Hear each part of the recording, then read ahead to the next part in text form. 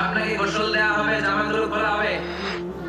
এত টাকা দিয়ে যে দামি গোসলখানা টাইলস লাগিয়ে ঘরে বানালেন, আপনার শেষ গোসলটা কি ওই দামি গোসলখানায় হবে?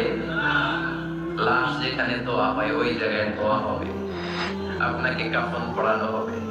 আপনার কলিজার টুকরা ছোট বাচ্চাটারে বলা হবে, আব্বু দেখে যাও তোমার বাবার শেষবারের মতো দেখো।